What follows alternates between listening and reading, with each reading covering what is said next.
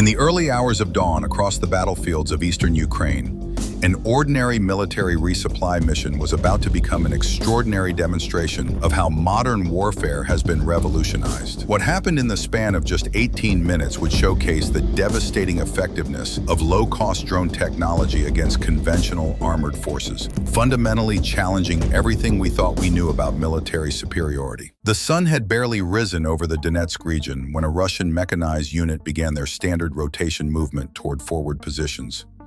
The clock read 5:40 a.m. local time as 12 military vehicles initiated their journey across the open Ukrainian countryside.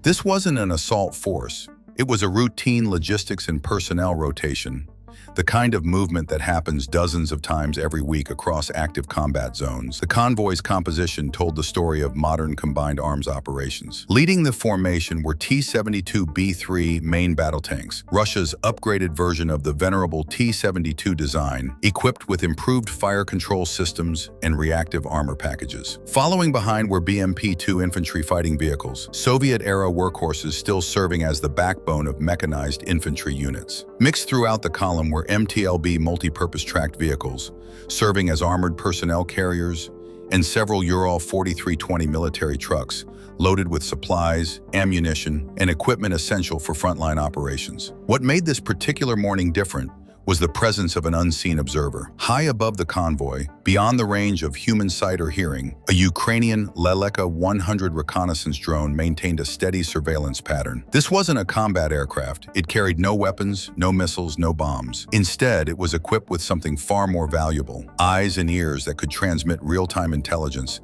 across vast distances without putting a single Ukrainian soldier at risk. The Leleka 100 represents the evolution of battlefield surveillance. Originally developed from commercial drone technology, these aircraft can remain airborne for over 2 hours while maintaining surveillance ranges extending up to 45 kilometers from their operators. Equipped with high-resolution optical cameras and thermal imaging sensors, they provide commanders with unprecedented situational awareness across the modern battlefield.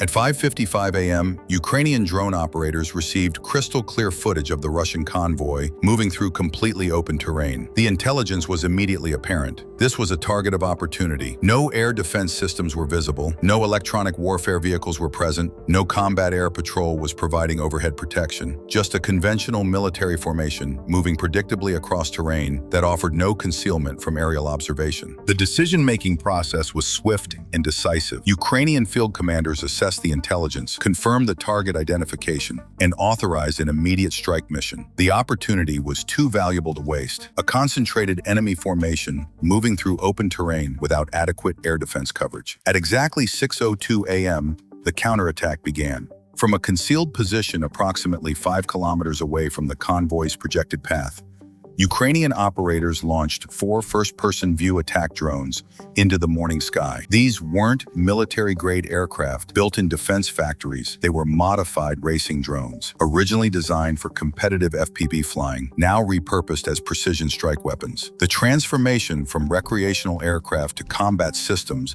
represents one of the most significant military innovations of the 21st century.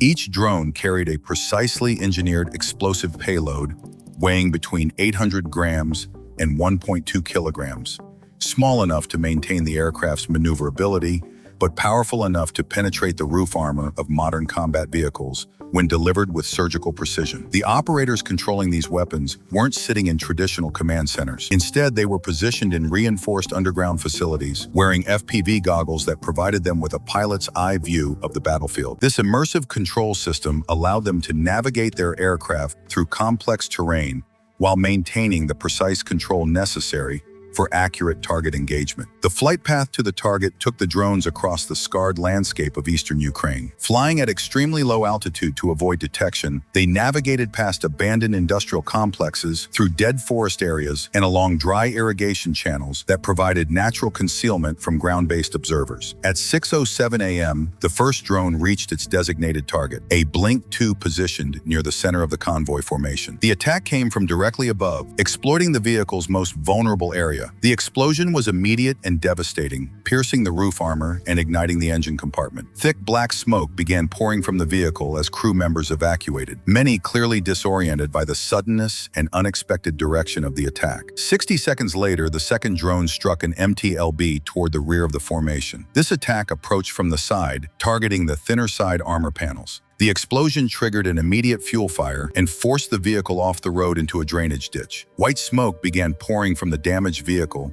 as its occupants scrambled for cover, trying to understand where the attacks were originating. The convoy's formation began to disintegrate as panic set in. A T-72 tank at the front of the column attempted to maneuver off-road to find cover behind a small hill, but this movement blocked the escape route for vehicles behind it. Several logistics trucks tried to reverse direction, but the burning wrecks now created obstacles that prevented rapid withdrawal. At 6:11 a.m., the third drone targeted the rear section of a T-72B3 main battle tank. While the explosion didn't achieve complete destruction, it started an internal fire that quickly spread to the engine compartment. The tank crew was forced to abandon their vehicle, clearly shocked by attacks coming from a direction they couldn't anticipate or defend against. Desperate to fight back, Russian soldiers began firing small arms skyward, hoping to hit something, anything, that might be attacking them. AK-12 rifles cracked repeatedly as soldiers aimed at empty sky, while vehicle-mounted machine guns traversed frantically, searching for targets that were too small, too fast, and too agile to engage effectively with conventional weapons. The fourth and final drone struck at 6:13 a.m., targeting a Ural 4320 logistics truck loaded with ammunition and technical equipment. This explosion was significantly more powerful than the previous strikes, as secondary detonations from the truck's cargo created a massive fireball that engulfed the surrounding area. The resulting fire spread to nearby vegetation, creating a smokescreen that further confused the remaining Russian forces. By 6:20 a.m., the engagement was effectively over. In just 18 minutes, a convoy of 12 military vehicles had been reduced to 7 operational units. The remainder were either completely destroyed, severely damaged, or immobilized by the tactical situation. The surviving Russian forces made the decision to withdraw toward the southeast, attempting to escape the kill zone as quickly as possible. What they didn't realize was that their withdrawal was being continuously monitored by the same Laloka 100 reconnaissance drone that had initiated the attack. Every movement, every attempt at reorganization, every tactical decision was being observed and reported back to Ukrainian command centers in real time. The engagement demonstrated several key principles of modern asymmetric warfare. First, the incredible cost-effectiveness of drone technology. The 4 attack drones used in this operation cost approximately $1,200 each, representing a total investment of less than $5,000. The vehicles they destroyed were worth millions of dollars, creating a cost-exchange ratio that fundamentally challenges traditional military economics. Second, the engagement showcased the vulnerability of conventional armored vehicles to top-attack munitions. Modern tanks and infantry fighting vehicles are designed to withstand threats from ground-level anti-tank weapons, but their roof armor is significantly thinner to reduce weight and maintain mobility. Drone attacks exploit this vulnerability with devastating effectiveness. Third, the operation highlighted the psychological impact of drone warfare on conventional forces. Soldiers trained to fight enemies they can see, hear, and understand. Fighting against nearly invisible, nearly silent aircraft that can strike from any direction creates a psychological pressure that can be as debilitating as the physical damage they inflict. The specific vehicles targeted in this engagement each represented different aspects of modern combined arms operations. The BMP-2 infantry fighting vehicle, first introduced in 1980, remains one of the most widely used armored personnel carriers in the world. Armed with a 30mm automatic cannon and capable of carrying up to 7 infantry soldiers, it represents the backbone of mechanized infantry operations. The MTLB multi-purpose tracked vehicle serves as a logistics workhorse, capable of transporting personnel and supplies across difficult terrain. Its track design allows it to operate in conditions where wheeled vehicles would become immobilized, making it essential for maintaining supply lines in combat zones. The T-72B3 main battle tank represents Russia's attempt to modernize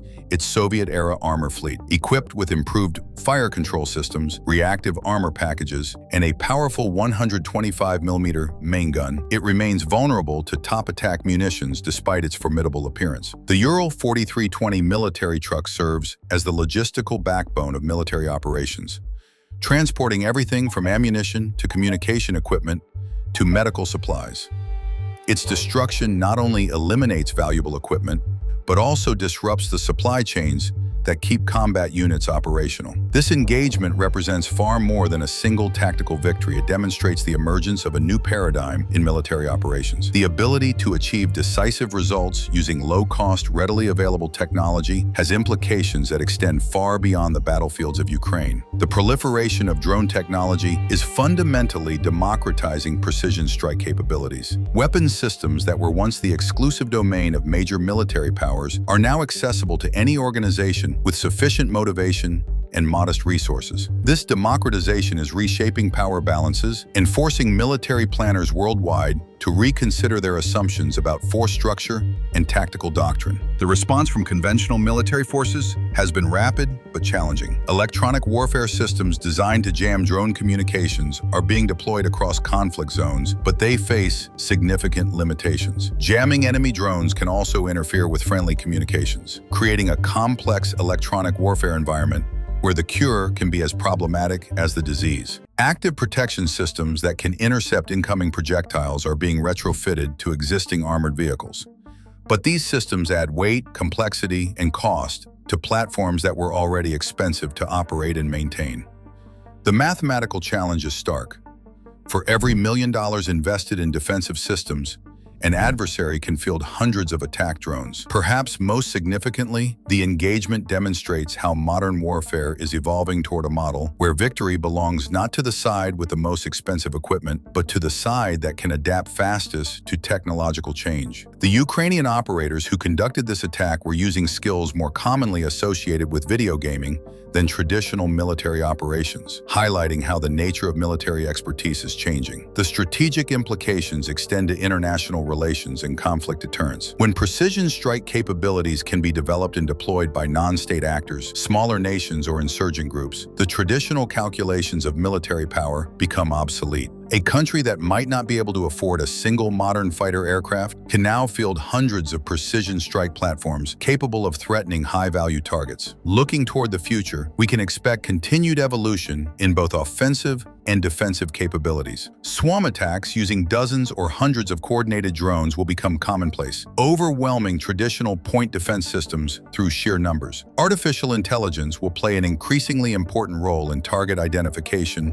and attack coordination, potentially reducing the time between detection and engagement to mere seconds. The lesson from this engagement is clear. In modern warfare, victory belongs to whoever can see first, decide fastest, and strike with greatest precision. The age of the expensive, heavily armored military platform is not over, but it is being fundamentally challenged by technologies that were unimaginable just a decade ago. This 18-minute engagement in eastern Ukraine represents a watershed moment in military history.